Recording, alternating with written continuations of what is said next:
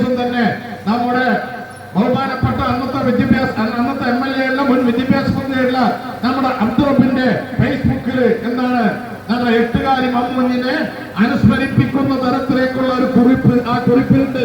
എന്താണെന്ന കുറിപ്പില് ഈ 25 ലക്ഷം രൂപ കരിമ്പു ചുള്ളിപ്പാറ എന്ന റോഡിന് ഞങ്ങൾ വകയിരുത്തി എന്നാണ് പറഞ്ഞത്. ആരുടെ ശ്രമം? ഈ പറഞ്ഞ അബ്ദുറബിന്റെ ശ്രമഫലമായി കൊണ്ടാണ് അത് വകയിരുത്തിയത് എന്നുള്ളത് എട്ടുകാലി മമ്മുഞ്ഞി എന്ന കഥാപാത്രമുണ്ട്. എട്ടുകാലി മമ്മുഞ്ഞിന്റെ കഥാപാത്രത്തിന്റെ സ്ഥിതി എന്താ? നമ്മുടെ വൈക്കം മുഹമ്മദ് ബഷീറിന്റെ ഒരു കഥയിലുള്ളതാണ്. ആ കഥയില് നമ്മുടെ അന്ന് ആർക്ക് വയറ്റിലുണ്ടായി കഴിഞ്ഞാലും ഉടനെ തന്നെ അന്ന് നമ്മുടെ ഒരു ഷണ്ടത്വം ബാധിച്ച ഒരു നമ്പൂതിരിയുണ്ട്. ആ നമ്പൂതിരിക്ക് കുട്ടികളുണ്ടാവില്ല. ആ കുട്ടികളുണ്ടാവാത്ത നമ്പൂതിരി ആ പ്രദേശത്ത് അന്ന് നമ്മുടെ ഇന്നത്തെ പോലുള്ള വിവാഹമല്ലല്ലോ അന്നുള്ളത്. അന്നെന്താണ്? സംബന്ധമാണ്.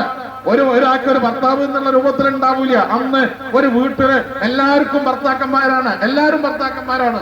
ആ രൂപത്തിലേക്കുള്ള സംബന്ധം എന്ന് പറയുന്ന ഒരു വൈവാഹിക കാഴ്ചപ്പാടുള്ള കാലഘട്ടത്തിൽ അന്ന് ആ പ്രദേശത്തുള്ള ഒരു ഹോട്ടലിൽ വന്നിട്ട് ഒരാൾ ഒന്നാണ് പറഞ്ഞു, നമ്മുടെ ലക്ഷ്മിക്ക് ഗർഭമുണ്ട്. ഉടനെ തന്നെ ഈ നമ്പൂരി പറയാണ്, ഏത് ഷണ്ടത്വം ബാധിച്ച കുട്ടികളുണ്ടാവാത്ത നമ്പൂരി പറയാണ്, അതിന്റെ ആള് നമ്മളാണ്.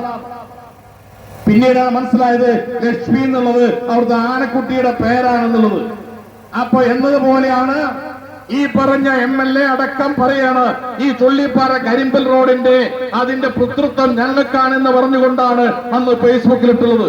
പക്ഷെ ഒന്ന് പറഞ്ഞുതരാം, അന്ന് ഈ 25 ലക്ഷം രൂപ ചെലവാക്കേണ്ടത് ആരാണ്? മുനിസിപ്പാലിറ്റിയാണ്.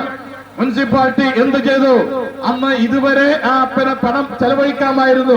പക്ഷെ മുനിസിപ്പാലിറ്റി അന്ന് നമുക്കറിയാം അന്ന് ഈ 18ാം ഡിവിഷനിലേക്ക് വരാതിരിക്കുന്നതിന് വേണ്ടിയിട്ടുള്ള ഒരു പദ്ധതിയാണ് അവരെ നടപ്പിലാക്കിയത്. അത് പിന്നീട് ഞാനും അയ്യൂബും തുടങ്ങിയിട്ടുള്ള ഞങ്ങളുടെ സഹാക്കളൊക്കെ അന്ന് മുനിസിപ്പാലിറ്റി പോയി വലിയ വർത്താനൊക്കെ പറഞ്ഞതാണ്. പക്ഷെ നമുക്കറിയാം ഇവരുടെ ഒരു തണ്ടുണ്ട്. എന്താ തണ്ട്? ഞങ്ങൾ വിചാരിച്ചതേ ചെയ്യുള്ളൂ, ജനങ്ങൾ എന്ത് പറഞ്ഞു എന്നുള്ളത് ഞങ്ങളെ സംബന്ധിച്ചിടത്തോളം പ്രശ്നമില്ലാന്ന്. എന്നതുപോലെ തന്നെ അതേ സമയത്ത് ഞങ്ങൾ എഴുതി കൊടുത്തതാണ് എന്ത്? നമ്മുടെ കാരയിൽ സ്കൂൾ റോഡിന്റെ 25 ലക്ഷം, അതിന് 15 ലക്ഷം രൂപ പാസ്സായി. ആ 15 ലക്ഷം രൂപ പാസ്സാകുന്നതിന് മുമ്പ് മുനിസിപ്പാലിറ്റി അവിടെ കുറച്ച് പണിയെടുത്തിരുന്നു. അവിടെ പണിയെടുക്കുന്നതിന് മുമ്പ് അവിടുത്തെ അധ്യാപകരും രക്ഷിതാക്കളെല്ലാം കൂടി ഞങ്ങളെ സമീപിച്ചതിന്റെ ഭാഗമായിക്കൊണ്ടാണ് ഞങ്ങൾ അതിന് എന്ത് കൊടുത്തത്? പരാതി കൊടുത്തത്, ഒരു അപേക്ഷ കൊടുത്തത്. ആ അപേക്ഷ 15 ലക്ഷം പാസ്സായപ്പോ അന്ന് ഇവിടുത്തെ മുസ്ലിം ലീഗിന്റെ നേതാവ് എന്നെ അബ്ദുറഹിമാൻ കൊട്ടി വിളിച്ചുകൊണ്ട് വെച്ച്, ഇബ്രാഹിം കുട്ടി അവിടെ റോഡിന്റെ പണി ഇങ്ങനെ കഴിഞ്ഞിട്ടുണ്ട്, ഇനി എന്താ ചെയ്യാന്ന്. അപ്പൊ ഞാൻ പറഞ്ഞു, ഏതായാലും പാസ്സായ ഫണ്ടാണ്, ഇനി നമുക്കത് തിരിച്ച് അത് വേണ്ട എന്ന് പറഞ്ഞാൽ അത് വേറെ ബുദ്ധിമുട്ടുണ്ടാവും, അതുകൊണ്ട് ചെലവഴിക്കാൻ അവർ സൈഡിൽ കോൺക്രീറ്റ് ചെയ്തു. കോൺക്രീറ്റ് ചെയ്തത് എന്താണ്? നേരത്തെ നൗഫൽ പറഞ്ഞതുപോലെ, നേരത്തെ എനിക്ക് മുമ്പ് പറഞ്ഞതുപോലെ അത് കമ്മീഷൻ പറ്റാനുള്ള ഒരു ഏർപ്പാടാക്കിക്കൊണ്ടാണ് അവർ വികസനം നടത്തുന്നത്. ഇതല്ലേ ഇവരുടെ വികസന കാഴ്ചപ്പാട്? ഇതാണോ നമ്മൾ ഉദ്ദേശിക്കുന്നത്? ഇവരുടെ അധീനതയിൽ വരുന്നതാണ് നമ്മുടെ താലൂക്ക് ആശുപത്രി. ആ താലൂക്ക് ആശുപത്രിയിലേക്ക് മഴ പെയ്തു കഴിഞ്ഞാൽ ആ താലൂക്ക് ആശുപത്രിയിലേക്ക് പോവാൻ നമുക്ക് കഴിയോ? അവിടെ വെള്ളക്കെട്ടല്ലേ?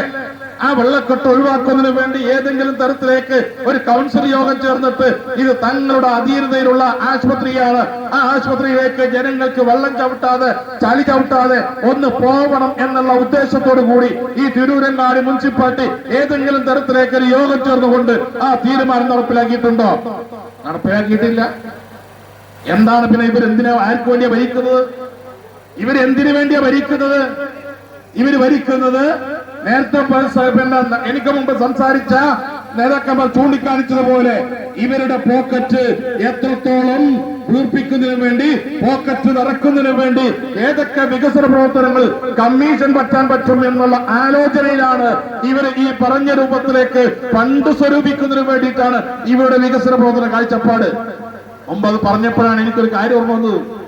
എന്റെ അനിയന്റെ വൈഫ് ഒരു സമയത്ത് വാർഡ് മെമ്പറായിരുന്നു. ആ വാർഡ് മെമ്പറായിരുന്ന സമയത്ത് അനിയന്റെ വൈഫ് ആദ്യമായിക്കൊണ്ട് അന്ന് പഞ്ചായത്തിലേക്ക് പോവുകയാണ്. പഞ്ചായത്തിലേക്ക് പോയപ്പോ വാർഡിന് റോഡിന് ഫണ്ട് കിട്ടി.